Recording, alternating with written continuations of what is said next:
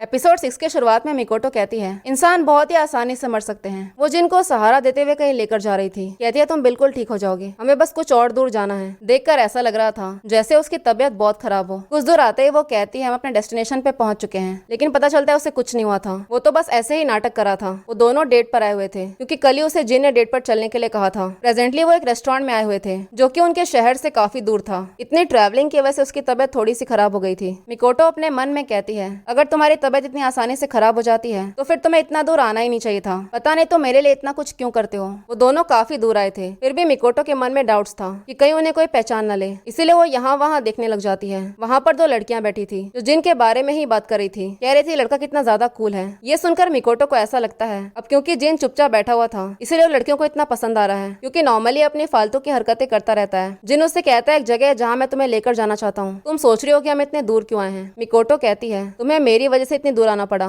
मैं तुम्हारे लिए प्रॉब्लम हो ना। जिन कहता है तुम पागल हो, ये एक रिमोट एरिया है, यहाँ पर हम लोग आराम से डेट पर जा सकते हैं। मिकोटो पूछती है वो कौन सी जगह है जहाँ पर तुम मुझे लेकर जाना चाहते हो। जिन कहता है वो जगह मेरे दिल के बहुत करीब है। ये सुनकर मिकोटो बहुत खुश थी क्योंकि उसे जिन की फेवरेट जगह देखने को मिलेगी। वो उसे एक फॉरेस्ट में लेकर जाता है। मिकोटो कहती है मैं कितनी एक्साइटेड थी कि मुझे तुम्हारी फेवरेट जगह देखने को मिलेगी और तुम मुझे यहाँ लेकर आए हो जंगल में। मैं वो इकलौती इंसान हूँ जो तुम्हारे साथ डेट पर जा रही हूँ और कोई जाएगा भी नहीं। तो जिन कहता है मैं तो बस तुम्हारे साथ डेट पर जाना चाहता हूँ, मैं किसी और को कभी डेट नहीं करूंगा और वैसे भी आज की डेट कोई रेगुलर डेट नहीं है। मैं पास्ट में यहाँ पर कुछ करने आया था लेकिन मैं कर नहीं पाया। हम जब भी किसी फेलियर को अवॉइड करने की कोशिश करते हैं तो एक इम्पोर्टेंट चीज होती है जिससे हमें केयरफुल रहना चाहिए। वो ये होती है कि हमें कोई ढूंढ ना पाए, लेकिन मैं फेल हो गया। मिकोटो पूछती है क्या तुम्हें किसी ने ढूंढ लिया था। जिन कहता है उस दिन मैं मरने वाला था, मैं तुम्हें थैंक यू कहना चाहता हूँ। मिकोटो पूछती है तो मुझे क्यों थैंक यू बोलना चाहते हो। जिन कहता है जगह बहुत डरावनी है ना। मिकोटो कहती है जगह डरावनी तो नहीं है लेकिन बहुत ही जानी पहचानी से लग रही है। जिन कहता है मुझे पता था तुम यही बोलोगी, पास्ट में भी तुम डरी नहीं थी। ये वही जगह है जहाँ पर तुम बचपन में गुम हो गई थी। फ्लैशबैक सीन में हम देखते हैं उसने जिन को बताया था कि एक बार वो बचपन में जंगल में गुम हो गई थी। ये सुनकर मिकोटो शॉक थी। पूछती है तुम्हें कैसे पता है। जिन कहता है मैंने तुम्हें बताया ना, पास्ट में मैं यहाँ पर कुछ करने आया था लेकिन मैं वो कर नहीं पाया। यहाँ से सीन आ जाता है पास्ट में। उस दिन जिन इसी फॉरेस्ट में आया हुआ था और वो अपनी जान देने के लिए एक जगह ढूंढ रहा था। यहाँ आकर उसे रियलाइज हुआ कि ये जंगल बहुत ही शांत और खतरनाक है, यहाँ पर तो कोई नहीं होगा। यहाँ पर अपनी जान देना उसके लिए बहुत आसान था क्योंकि यहाँ उसे कोई ढूंढ नहीं पाएगा। कुछ दूर आते उसे किसी की आवाज आई। पीछे मुड़ के देखा तो वहाँ पर एक लड़की खड़ी थी। पहले उसे लगा कि वो सपना देख रहा है क्योंकि ऐसी जगह पर कोई बच्ची क्यों होगी। फिर अचानक से वो बात करने लग गई। वो जिन से पूछती है तुम कौन हो। वो जंगल में ये सोच कर आया था कि यहाँ पर उसे कोई ढूंढ नहीं पाएगा, लेकिन वहाँ पर उसे मिकोटो मिल गई। जिन उससे पूछता है तुम ऐसी जगह पर क्या कर रही हो। पहले उसे लगा कि जिन कोई बुरा इंसान है इसीलिए वो डर गई। तो जिन कहते तुम डरो मत, मैं कोई बुरा इंसान नहीं हूँ। तुम्हारा घर कहाँ है, क्या तुम्हारा घर नजदीक है, क्या तुम गुम हो गई हो, क्या तुम्हारे साथ कोई आया है। वो उससे बहुत सारे सवाल पूछता है लेकिन वो कोई जवाब ही नहीं दे रही थी। जिनको समझ में नहीं आ रहा था कि आखिर उसे क्या करना चाहिए। इतने में मिकोटो धीरे से कहती है अगर मैं कहीं गायब हो गई तो अच्छा होगा। तभी जिन उसके पास आकर कहता है मैं भी बहुत डरा हुआ हूँ, सोच रहा हूँ कि मुझे क्या करना चाहिए। अगर तुम्हें कोई प्रॉब्लम नहीं है तो क्या तुम मेरे साथ चलोगी, मुझे बहुत ही अकेला महसूस होता है। इतने में मिकोटो उसे अपना हाथ देती है, कहती है मैं तुम्हारे साथ चलूंगी। जिन उसे थैंक यू बोलता है। प्रेजेंट में वो कहता है तुमने मेरी जान बचाई थी। मिकोटो कहती है मुझे ठीक से कुछ याद नहीं है, तुमने भी तो मेरी बहुत बार मदद की है।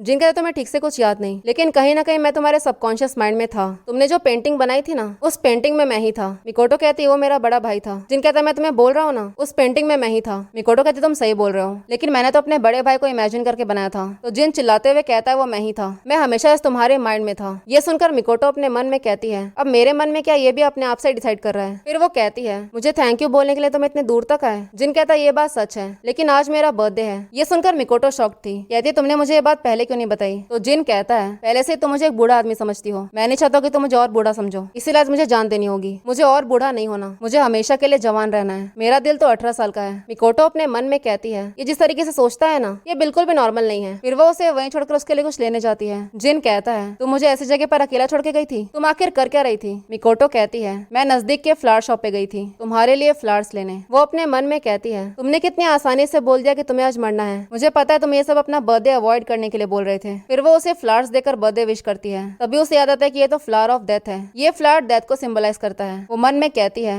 सब छोड़कर मैं ये फ्लावर्स लेकर आई हूँ। वो जिन से कहती है मैं दूसरा चेंज करके लाती हूँ। जिन कहता है मैं और वेट नहीं कर सकता और तुम मुझे मेरे बर्थडे पर फ्लावर्स गिफ्ट कर रही हो। कुछ दिन पहले मैंने भी तुम्हें फ्लावर दिया था लेकिन वो इमेजिनरी फ्लावर्स थे। मिकोटो कहती है बर्थडे पर कौन सा इंसान इमेजिनरी फ्लावर्स देता है, मैं तो तुम्हें असली वाले दे रही हूँ। जिन कहता है मैं भी तुम्हें यही फ्लावर्स देने वाला था लेकिन उस टाइम पर वो फ्लावर्स आउट ऑफ सीजन थे इसीलिए मैं दे नहीं पाया। फिर वो उसके सामने बैठ जाता है, कहता है मैं तुम्हें ये फ्लावर्स दे रहा हूँ, ये मेरी तरफ से तुम्हारे लिए। मिकोटो कहते हैं ठीक है, मेरे पैसे मुझे वापस करो, ये फ्लावर्स मैं तुम्हारे लिए लेकर आई थी और तुम मुझे ही दे रहे हो। हम दोनों ने एक दूसरे के लिए सेम फ्लावर्स चूज किया। ये बहुत ही अजीब कोइंसिडेंस है। जिन कहता है तुम्हें पता है इन फ्लावर्स का मतलब क्या होता है। इतना कहकर वो उसके नजदीक आ जाता है। कहता है ये फ्लावर्स तुम पर बहुत सूट कर रहे हैं। मिकोटो कहती है इन फ्लावर्स का मतलब होता है मैं बस तुम्हारे बारे में सोचती हूँ। मैं बहुत थैंकफुल हूँ कि तुमने जन्म लिया और उस वक्त तुमने मुझे ढूंढा। तभी जिन उसे किस करने के लिए उसके नजदीक आता है, लेकिन मिकोटो उसे रोक देती है। कहती है ये सब मेरे ग्रेजुएशन के बाद। जिन कहता है शायद तुम्हें स्कूल छोड़ देना चाहिए। ये सुनकर मिकोटो अपने मन में कहती है ये दुनिया का सबसे बेकार टीचर है। जिन काफी डिसअपॉइंटेड था। कहता है मैं बहुत हर्ट हूँ, लगता है मुझे मर जाना चाहिए। मिकोटो कहती है हमें तुम्हारा डेट कंप्लीट करना होगा। अगर तुम्हारी जान यहाँ चली गई तो फिर तुम्हारा डेट अधूरा रह जाएगा, इसीलिए हमें यहाँ से चलना चाहिए। जिन कहता है मैं दोबारा से फेल हो गया, लेकिन ये मैं फ्यूचर में रिग्रेट नहीं करूंगा। वो दोनों बिल्कुल वैसे ही हाथ पकड़ के चलते हैं जैसे वो बचपन में चले थे। यहाँ से हमें पास्ट का सीन दिखा जाता है जहाँ पर मिकोटो नीचे गिर जाती है। तभी कुछ लड़कियां आकर पूछती हैं तुम्हें चोट तो नहीं लगी, तुम ठीक तो हो ना। इतने में जिन वहाँ पर आता है। उसे याद आता है बचपन में उसने मिकोटो को जंगल में देखा था। उस टाइम पर जिन ने ये विश किया था कि उसे मिकोटो का फ्यूचर अपनी आंखों से देखना है। वो उसे अपना हाथ देकर उठाता है। कहता है मैं ये विश करता हूँ मिकोटो आज के बाद जो भी करे वो सब मैं अपनी आंखों से देख पाऊँ। फिर एक दिन उसने मिकोटो को टेरेस पे देखा, इसीलिए वो दौड़ते हुए उसे बचाने के लिए टेरेस पे गया। ये एग्जैक्टली वही सीन था जो हमने सीजन 1 के स्टार्टिंग में देखा था। जिन उससे पूछता है तुम कर क्या रही हो, और इसी सीन के साथ इस सीरीज का सीजन 2 यहीं पर खत्म होता है। मिलते हैं सीजन 3 में। मुझे कमेंट करके जरूर बताएं कि आपको ये ड्रामा कैसा लगा। अगर आप लोगों को मेरी एक्सप्लेनेशन पसंद आई हो तो आप लाइक शेयर और सब्सक्राइब कर सकते हैं। Thank you so much for watching.